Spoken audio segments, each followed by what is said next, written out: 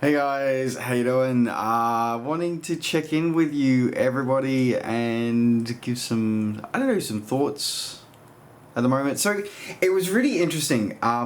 So a little bit of a history lesson for those who might have missed it. So, the 8th of May is known as VE Day, or Victory in Europe Day, which commemorates the end of hostilities in Europe at the end of the Second World War. And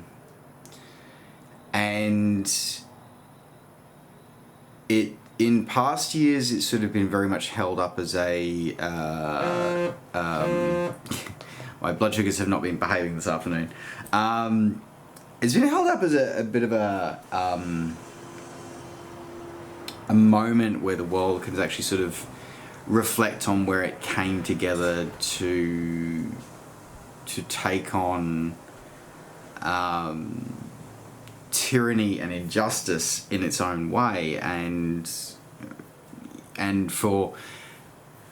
times of conflict, it is often that you see when barriers actually break down, and then when a peace comes after that you see many of those barriers stay down. Sadly, in many cases, many of those barriers go back up. But it is sort of where you get to appreciate again, where you see, and war is where you see some of the best and the worst of humanity. And normally for me, in my Wing 24 personality, I normally do a bit of a video or a still, a couple of videos or stills or whatever, and I sort of do my commemoration parts. This year I didn't do that because I don't have a computer at the moment, because my computer went bang a few weeks ago, so that's been frustrating. It's a whole other issue. It's very, very expensive. So starving artists, if you want to donate to me, please head over to my Patreon, patreon.com/November24, and consider helping.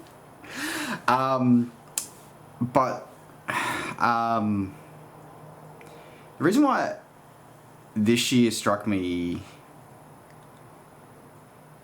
was I look at the language that's being used in the world at the moment by politicians of all flavors, ilk, and nationalities, where many, actually no, I'll rephrase that, where one in particular is casting himself as a wartime leader in this battle for survival.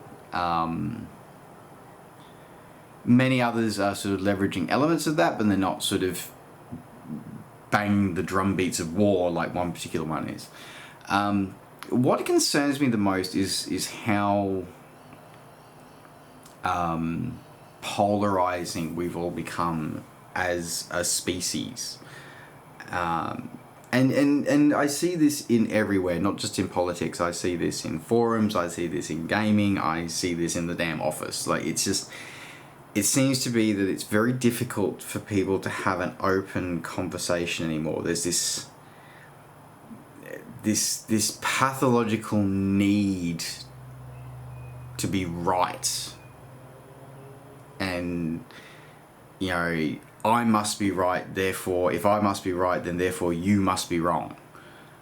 And it's this whole lack of willingness to listen and to go that both sides may actually have good points, both sides may actually have very bad points.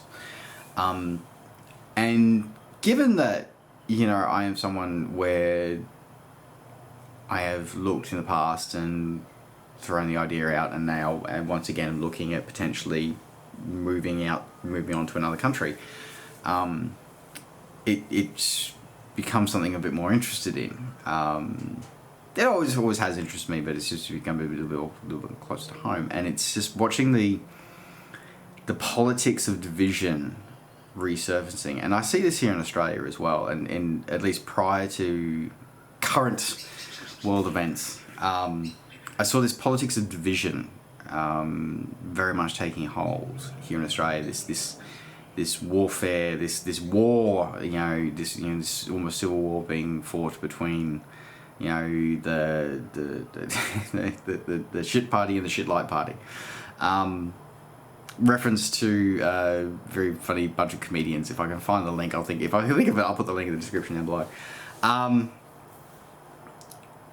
it's been sort of interesting, and as I said, like this, it almost feels like, I wonder, have we forgotten the lessons that we learnt at the end of the Second World War? Have we forgotten them?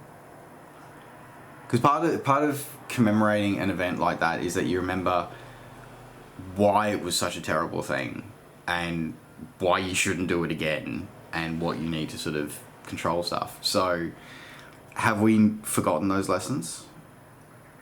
Like, I look now, and it really, and the race politics card just frustrates me so greatly. And I sort of just wonder, when did we stop being able to have a conversation with each other? When did we stop realizing that somebody else that we all bleed the same color? It doesn't matter what color this is, but you cut me, we all bleed the same color. When did we forget that? You know, I know many would say that I'm speaking from a point of privilege because, you know, I am I'm a middle-aged white guy. And I am very I'm conscious of that. And it disturbs me when I see people who are supposed to be older and more mature than me acting like 2-year-olds. And I wonder what happened to, like, you know, they've been playing speeches, you know, Churchill's speeches, and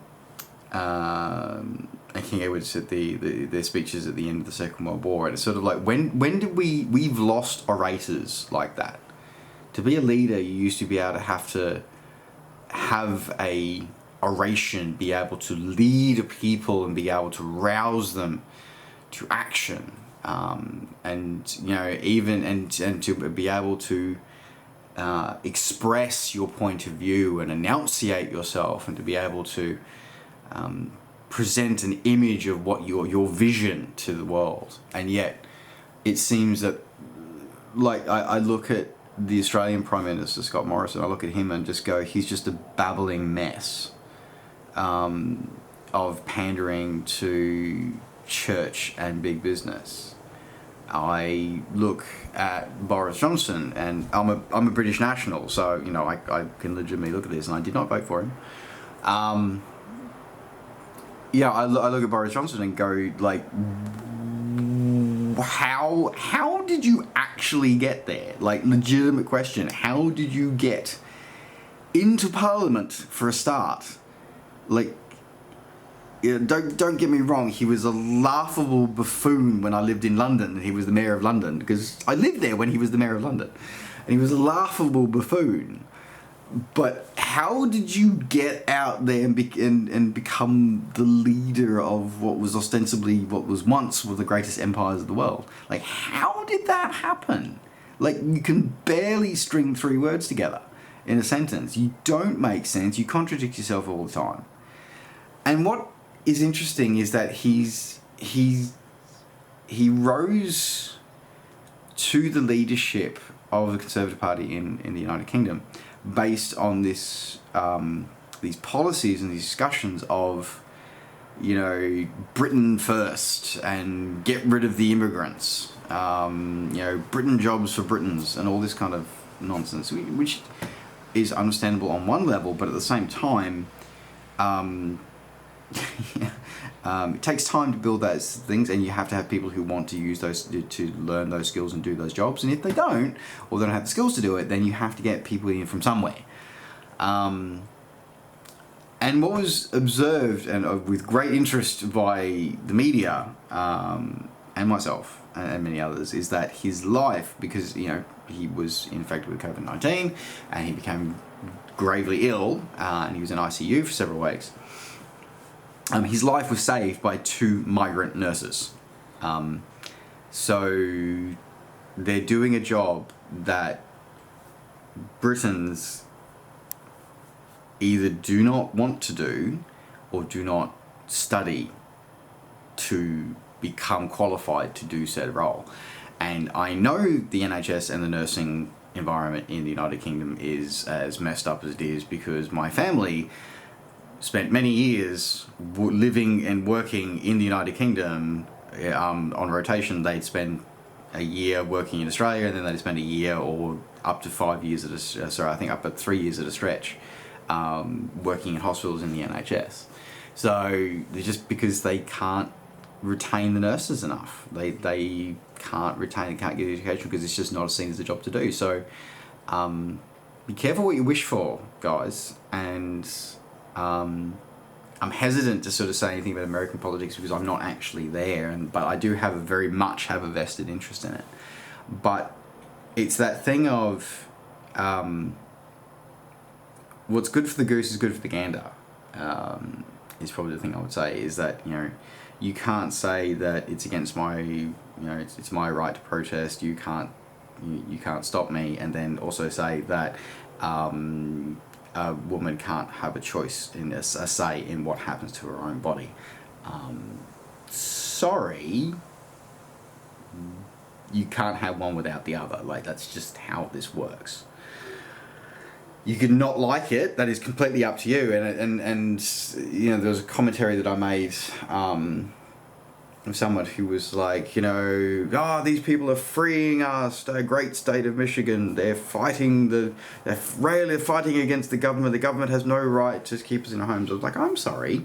No, that you have every right to be upset. Absolutely. You have every right to complain. You have every right to write to your congressman, write to your member of the Senate, write to your senator, write to your district politician representative. You absolutely have the right to complain. You absolutely have the right to do that. You do not have the right to run the risk of infecting me, my family, or my loved ones, and my friends. You do not have that right. Sorry, no you don't.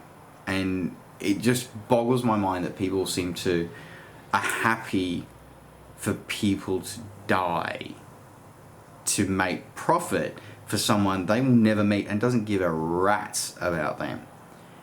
And it just boggles my mind. I also have other issues, something about, all these jobs that apparently had to be done in the office. Actually, turns out you don't have to do in the office. I.e. why I'm down here. But anyway, moving on. We'll leave that to another day. But yeah, as I said, it was just an interesting sort of thing, I was hopeful at the start of all this that something might come out of this, that maybe we'll become more understanding and more conscious of each other and more willing to have a conversation. I sadly feel that that hope is forlorn, but we shall see.